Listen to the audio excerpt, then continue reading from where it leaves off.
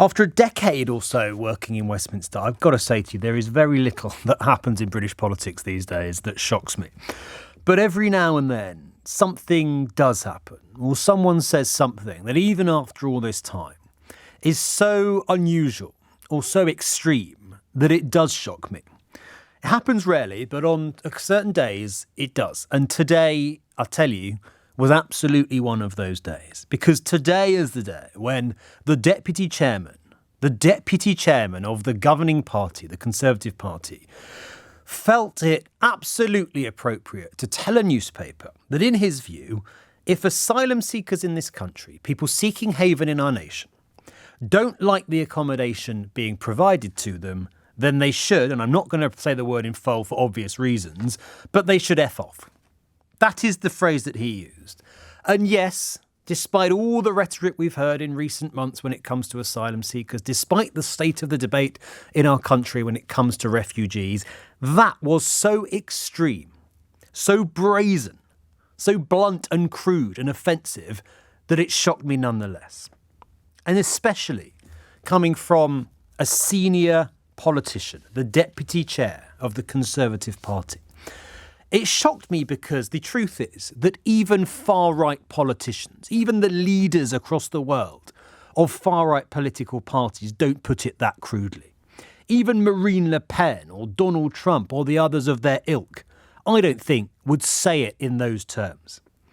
So it seems to me that we have reached in this country, when it comes to talking about asylum seekers, a depressing new low. That the country that for centuries offered safe haven to thousands upon thousands upon thousands of these people, from those fleeing the French Revolution, to those escaping Nazi Germany, to the victims of Idi Amin and Pol Pot, the country of the Kindertransport has now become the country where senior politicians tell refugees and those seeking asylum to F off. There's just no way of sugarcoating this, I'm afraid. There's no beating about the bush. What we have seen today is the deputy chairman of a political party, the governing party in this country, co-opting and adopting the language that pound shop racists have used for decades. The language of the pub or pavement bigot being expressed by a senior politician in this country. You might think he's out on a limb here. You might think he is just an extreme example and we should take no notice. You would, I'm afraid, be wrong. Because it now seems that this is not just the language of Lee Anderson, but also the language of the Conservative Party, or at least some senior figures within it. And it's not just offensive. It's not just disturbing. I think it's actively dangerous, because how many people of colour in this country have an experience of being told to F off somewhere else, of being told to go back to where they came from? If you said it to someone in the street, you would be arrested and quite possibly charged with a criminal offence. But if you're a Tory MP, not only do you get away with it, but you also have many of your colleagues leaping to your defence. Yeah, I think that, Ben, you want to get out of that ivory tower of yours and get around and start talking to people in public houses and in high streets, I mean, he's speaking for a lot of people in this country, millions of people, because I'll tell you why. We've got a housing crisis, Ben. We've got a cost of living crisis. We've got young adults living with their parents that can't afford to get out and rent. And whose fault's that, Kevin? Buy properties. Hang on a minute. Can I finish, please? No, who are you blaming for this? Honestly, this guy's put his head above the parapet and he's saying what plenty of people are thinking in this country and saying. Now, Ben, you get around talking to people, you'll be laughed at. We've all had enough of the pussy putting around. What do you think my job is if it's not to speak to people around the country?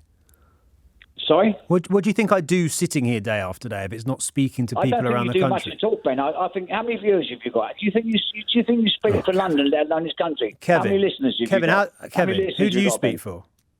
Who do I speak for? You're speaking for yourself, sir, aren't you? And that's fine, but you're not speaking for anyone else necessarily. No, I speak for everybody I speak to. You speak for everybody. You speak to the whole country. The next election will be won on this point, Ben. You live in cuckoo land, right? Ben.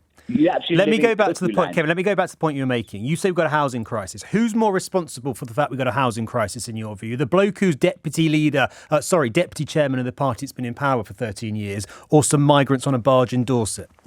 Right, Ben, we've got a housing crisis because we're overpopulated. Do you not understand that? Do you think it's also because we haven't built enough homes, We've Kevin? got 1 million people, Ben. We've got 1 million people approximately coming to this country every year. Huh? You know, the city... There's 650 to 750 to possibly 1 million. And what people proportion of those are coming on small now, boats, let me tell Kevin? You, Ben, we've got a population. It's a small crisis. fraction, isn't it? Do you know we haven't got a stock, Ben? Do you know, have you ever heard of housing stock? Yeah, we haven't got built it, much Ben. of it, have Do you we? understand that? We haven't built much. Yeah. Whose fault's that, Kevin? We need to build 1 million. We need to build 1 million houses Kevin, a year. you haven't answered my question. Whose fault is it that we've not got enough homes for the people of this country? Smart guy. So it's Tory, is it? Tell me how many houses Labour built in the last year when it's they were the last in power. politicians. You're right. They didn't build enough either. It's the politicians, isn't it, that are at fault for us not building enough homes. It's not the people coming over here claiming asylum. We can't. The country's not. We haven't got the housing stock, Ben. Do you not understand that? Well, none of you understand that. It's simple. Kevin, we that's haven't why I'm got the saying housing stock. That's why I'm So saying we need to therefore, build Ben, more. If we have to put these poor people in a barge until we can sort something out, they should be grateful for it. Grateful, Ben.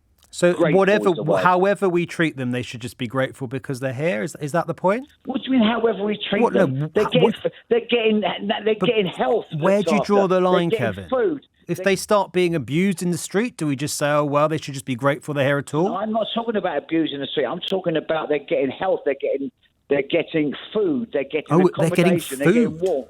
Wow, they should be grateful. We're giving them... When did the bar get so low, Kevin? Hang on. Do you know people are going to food banks in this country?